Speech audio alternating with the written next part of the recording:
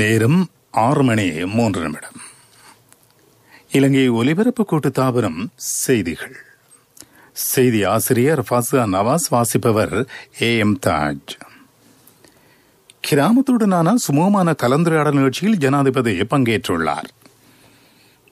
பாரம்பரிய தொழில்களில் ஈடுபட்டுள்ள மக்களின் வாழ்க்கைக்கு தடை ஏற்படுத்த வேண்டாம் என்று ஜனாதிபதி பணிப்புரை. பிரதமர் கொழும்பு மறைமாவட்ட ஆயரை சந்தித்துள்ளார். மேல் மாகாணத்திலிருந்து வெளியேறும் மக்களுக்கு இடமாற்று முறையில் கொரோனா பரிசோதனைகளை மேற்கொள்ள தீர்மானம். ஆன்டிஜென் பரிசோதனையும் மேற்கொள்ளப்பட உள்ளது. எங்கள் மக்கள் சக்தி கட்சியின் தேசிய பட்டியல் ஆசனம் அத்திரலிய ரத்தின தேரருக்கு வழங்கப்பட்டுள்ளது. கொரோனாவுக்கு எதிரான தடுப்பூசியேற்ற நடவடிக்கைகளை இந்தியா அடுத்த மாதம் ஆரம்பிக்க உள்ளது. கிராமத்துடன் சிநேகபூர்வமான கலந்துரையாடல் என்ற நிகழ்ச்சியில் கலந்து கொள்வதற்காக ஜனாதிபதி கோட்டாபய ராஜபக்ஷ இன்று பலாங்கொடை எம்பில்பே ராவணகந்த கிராமத்துக்கு விஜயம் செய்தார். ராவணகந்த கிராமத்தில் தெரிவு செய்யப்பட்ட கிராமத்தில் தோர வெலகந்த பாடசாலை மைதானமும் அபிவிருத்தி செய்யப்படுகிறது. இந்த கிராம மக்கள் ஜனாதிபதியுடன் தமது கருத்துக்களை தெரிவிப்பதற்காக அங்கு சென்றிருந்தார்கள். பல்வேறு கிராமங்களுக்கான நுழைவாயிலையும் அபிவிருத்தி செய்யுமாறு ஜனாதிபதி இதன்போது பணிப்புரை வழங்கினார். இதற்கமைவாக புதிய பாலங்களை நிர்மாணிக்கும் பணிகள் இதற்கமைவாக முன்னெடுக்கப்பட இருக்கின்றன. கெதுள் உற்பத்தியை தடையின்றி மேற்கொள்வதற்கு அனுமதி அளிக்குமாறு ஜனாதிபதி போலீசாருக்கும் வனஜீவராசிகள் திணைக்களத்தின் அதிகாரிகளுக்கும் பணிப்புரை வழங்கினார். கிதுள் சார்ந்த நடவடிக்கைகள் உட்பட அன்றாட வாழ்வாதார நடவடிக்கைகளுக்கென வன பாதுகாப்பு மற்றும் வன ஜீவராசிகள் பகுதிக்கு நுழைவோருக்கு எதிராக வழக்கு தாக்கல் செய்ய வேண்டாம் என்று ஜனாதிபதி கோரிக்கை விடுத்தார். தேயிலை கொழுந்துகளை ஏற்றி செல்வதில் காணப்படும் தாமதங்களை தடுப்பதற்கான வசதிகளை ஏற்படுத்துமாறு ஜனாதிபதி பிரதேச அரசியல்வாதிகளுக்கு பணிப்புரை வழங்கினார். மக்களின் நீண்டகால காணி பிரச்சினைக்கு தீர்வு வழங்குமாறு ஜனாதிபதி கோட்டாபய ராஜபக்ஷ உரிய அதிகாரிகளிடம் கோரிக்கை விடுத்தார். பாடசாலைகளில் நிலவும் ஆசிரியர் வெற்றிடங்களுக்கு தீர்வு காணுமாறு உரிய பாடசாலைகளின் உட்கட்டமைப்பு வசதிகளை அபிவிருத்தி செய்யுமாறு ஜனாதிபதி அறிவுறுத்தல் வழங்கினார். தமிழ் மொழி மூலமான ஆசிரியர்களின் வெற்றிடங்களை துரிதமாக பூர்த்தி செய்யவும் நடவடிக்கை எடுக்கப்பட உள்ளது. பிரதேச இளைஞர் யுவதிகளுக்கான பயிற்சி மத்திய நிலையங்களை ஆரம்பிப்பது பற்றியும் கவனம் செலுத்தப்பட்டது. பின்னவெல மனதுங்க கந்த உட்பட கிராமிய வைத்தியசாலைகளின் வசதிகளை மேம்படுத்துமாறு ஜனாதிபதி கோட்டாபய ராஜபக்ஷ கோரிக்கை விடுத்துள்ளார். பெங்கியாவத்த கழிவகற்று மத்திய நிலையம் தொடர்பாக மக்களின் சுகாதாரத்துக்கு பாதிப்பை ஏற்படுத்தாத வகையில் பொருத்தமான வேலை திட்டத்தை தயாரிக்கும் பொறுப்பு நகர அபிவிருத்தி அதிகார சபையை சாரும். ஏம்பில்பே பிரதேச செயலாளர் பிரிவில் பொருத்தமான மயானம் ஒன்றை அமைப்பதற்கான அதிகாரம் உரிய உள்ளூராட்சி மன்றத்திற்கு வழங்கப்பட்டது. ஜனாதிபதி பங்கேற்ற கிராமத்துடன் சிநேகபூர்வமான கலந்துரையாடல் என்ற நிகழ்ச்சியின் 3ஆம் கட்டம் இதுவாகும். முதலாவது நிகழ்வு பதுளை மாவட்டத்தின் அல்துமில்ல கிராமத்திலும், 2வது நிகழ்வு மாத்தளை வெல்கமு பகுதியிலும் இடம்பெற்றன. நீண்ட காலமாக தீர்க்கப்படாத மக்கள் பிரச்சினைகளை தீர்ப்பதற்கான வாய்ப்பு இதன் மூலம் வழங்கப்படுகிறது. கொழும்பிலிருந்து வெளியே செல்லும் மக்களிடம் எழுமாற்றான முறையில் கொரோனா வைரஸ் பரிசோதனைகளை மேற்கொள்ள சுகாதார அமைச்சு தீர்மானித்துள்ளது. ரேபிட் ஆன்டிஜென் பரிசோதனையும் மேற்கொள்ளப்பட இருக்கிறது. இன்று முதல் இந்த வேலை திட்டம் ஆரம்பிக்கப்பட்டுள்ளது. சுற்றுலா மூலம் வெளியிடங்களுக்கு கொரோனா பரவுவதை தடுப்பது இதன் நோக்கமாகும் என சுகாதார சேவைகள் பணிப்பாளர் நாயகன் டாக்டர் அசேல குணவர்த்தன தெரிவித்துள்ளார். எங்கள் மக்கள் சக்தி கட்சிக்கான தேசிய பட்டியல் பாராளுமன்ற ஆசனம் அத்துரலிய லத்திரத்தேரருக்கு வழங்கப்பட்டுள்ளது.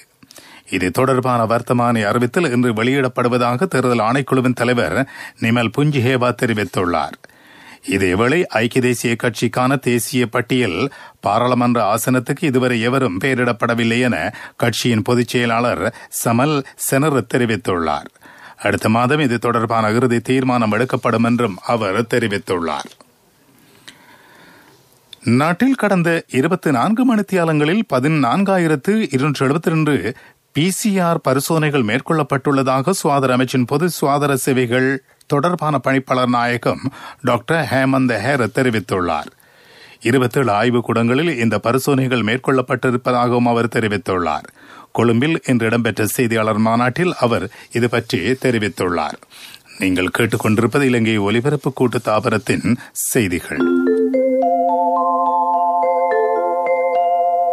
HDFC ஸ்மார்ட் கோல்ஸ் குறுகிய காலத்தில் பெரிய டார்கெட்டுகள்.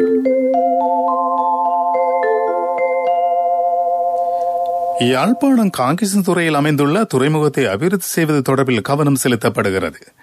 இது தொடர்பான உயர்மட்ட கலந்துரையாடல் இன்று யாழ்ப்பாணத்தில் இடம்பெறுகிறது. துறைமுக வசதிகள், படகுகள் மற்றும் கப்பல் கைத்தொழில் அபிவிருத்தி ராஜாங்க அமைச்சர் ஜெயந்த சமரவீர வடமாகாண ஆளுநர் PSM சார்ல்ஸுடன் இது தொடர்பில் பேசியுள்ளார். இந்த பேச்சுவார்த்தையில் யாழ் மாவட்ட செயலாளர் கானா மகேசன், ஆளுநரின் செயலாளர், பிரதேச செயலாளர்கள், படைத்தரப்பினரும் பங்கேற்றனர். தேசிய வானொலியின் 95வது நிறைவாண்டுக்கு அமைவாக ஒழுங்கு செய்யப்பட்டிருந்த இஸ்லாமிய சமய நிகழ்வு கொழும்பு 3 கொல்லுப்பிட்டி ஜும்மா பள்ளிவாசலில் இன்று இடம்பெற்றது. சமய நல்லிணக்கத்தை கட்டியெழுப்புவதற்காக இலங்கை ஒலிபரப்பு கூட்டுத்தாபனத்தின் முஸ்லிம் சேவை மகத்தான பணிகளை நிறைவேற்றி வருவதாக நிகழ்வில் உரையாற்றிய ஊடகத்துறை அமைச்சின் செயலாளர் ஜெகத் விஜயவீர தெரிவித்துள்ளார்.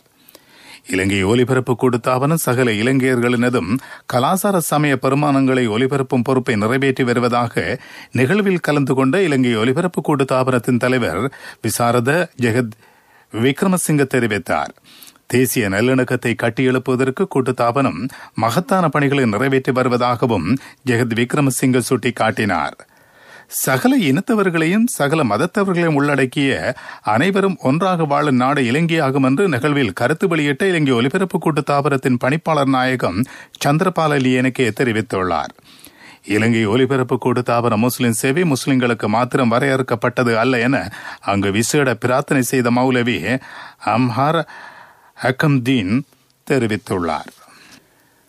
இலங்கை ஒலிபரப்பு கூட்டுத்தாபனத்துக்கும் அதன் பணியாளர்களுக்கும் ஆசி வேண்டி விசேட ஆராதனை என்று இடம்பெற்றன. இலங்கை ஒலிபரப்பு கூட்டுத்தாபனத்தின் 95வது வருட பூர்த்தியை முன்னிட்டு இந்த விசேட ஆராதனைகள் ஏற்பாடு செய்யப்பட்டுள்ளன. கத்தோலிக்க ஆராதனைகள் தெஹிவளை புனித மரியாள் தேவாலயத்தில் இன்று மாலை இடம்பெற்றது. அருட்தந்தை தயா வெலிகடாரட்சி திருப்பலி ஆராதனைகளை நடத்தினார். இதன்போது கூட்டுத்தாபனத்தின் தலைவர் ஜெகத் விக்ரமசிங்க, பணிப்பாளர் நாயகம் சந்திரபால லியனகே உள்ளிட்ட பணியாளர்களுக்காக விசேட பிரார்த்தனைகள் இடம்பெற்றன. சாஸ்திரியார்கிட்ட மகன் ஜாதகத்தை கொடுத்தன் 3 வருஷத்துல பெரிய இடத்துக்கு மகன் வருவானுண்டவர். இதுக்கு சாஸ்திரிய கேட்க வேண்டுமே, எனக்கு முதல்லயே தெரியுமே. நீங்க என்ன சாஸ்திரியோ? மகண்ட எதிர்காலத்தை நினைச்சு HDFC ஸ்மார்ட் கோல்ஸ் கணக்கொண்டு திறக்கும் போதே எனக்கு தெரியும். பிள்ளைகளின் எதிர்காலத்திற்கு சிந்தித்துக் கொண்டிராமல் HDFC ஸ்மார்ட் கோல்ஸ் கணக்கொண்டை திறந்து 3 வருடங்களில் அவர்களின் பட்டப்படிப்புக்கு வழி செய்யுங்கள். மேலதிக தகவல்களுக்கு அழையுங்கள் 2356-888. நான் HDFCக்கு போனது சாஸ்திரி சொல்ல இல்லையோ. HDFC ஸ்மார்ட் கோல்ஸ் குறுகிய காலத்தில் பெரிய டார்கெட்டுகள். பிரதான செய்தி வழங்குவோர் ஒவ்வொரு வீட்டிலும் இருக்க வேண்டிய வீட்டு வைத்தியர் சித்தாலேப. பிரதமர் மஹிந்த ராஜபக்ஷ கொழும்பு மறைமாவட்ட ஆயர் துஷான் ரொட்ரிகோவை சந்தித்துள்ளார். கொழும்பு மறைமாவட்ட அலுவலகத்தில் இந்த சந்திப்பு இடம்பெற்றது. COVID-19 வைரஸ் பரவலுக்கு மத்தியில் சுகாதார வழிகாட்டுகளை பின்பற்றி நத்தார் கொண்டாட்ட நிகழ்வுகளை நடத்துவது பற்றி இதன்போது கவனம் செலுத்தப்பட்டது. பண்டிகை காலத்தில் சகல கிறிஸ்தவ அடியார்கள் உட்பட சகல இலங்கையர்களதும் பாதுகாப்பை உறுதிப்படுத்தும் வகையில் நத்தார் கொண்டாட்டங்களை மேற்கொள்ளல், பாடசாலைகளை மீண்டும் ஆரம்பித்தல், புதிய அரசியல் அமைப்பு என்பன பற்றியும் இதன்போது கவனம் செலுத்தப்பட்டது.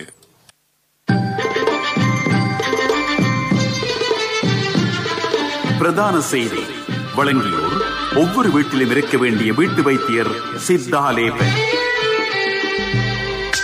உங்கள் கவனத்திற்கு கொழும்பு மாநகர சபைக்குட்பட்ட பல்வேறு பகுதிகளுக்கான 18 மணித்தியால நீர்வெட்டு நாளை காலை 9 மணி தொடக்கம் அமல்படுத்தப்படும் என்று தேசிய நீர்வளங்கள் வடிகால் அமைப்பு சபை தெரிவித்துள்ளது. நாளை காலை 9 மணி தொடக்கம் ஞாயிற்றுக்கிழமை அதிகாலை 3 மணி வரையிலான காலப்பகுதியில் கொழும்பு 1, கொழும்பு 2, கொழும்பு 10, கொழும்பு 12 ஆகிய பகுதிகளுக்கான நீர் விநியோகம் தடைப்படும் என சபை தெரிவித்துள்ளது. கொழும்பு 3, கொழும்பு 4, கொழும்பு 7, கொழும்பு 8, கொழும்பு 9 ஆகிய பகுதிகளுக்கான நீர் விநியோகம் குறைந்த அழுத்தத்தில் இடம்பெறும் என சபை அறிவித்திருக்கிறது. உலகச் செய்திகள்.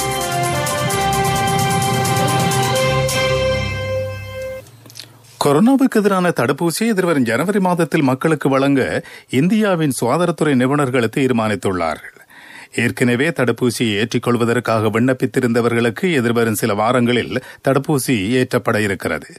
தடுப்பூசியை ஏற்றுவதற்காக 2 நிறுவனங்கள் முன்வந்திருக்கின்றன.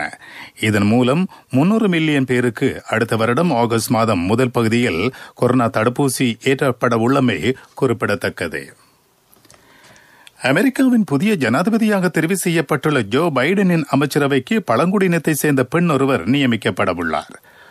காங்கிரஸ் உறுப்பினரான டெப் ஹெலண்ட் ஜோ பைடனின் நிர்வாகத்தில் உள்துறை செயலாளராக நியமிக்கப்பட இருக்கிறார்.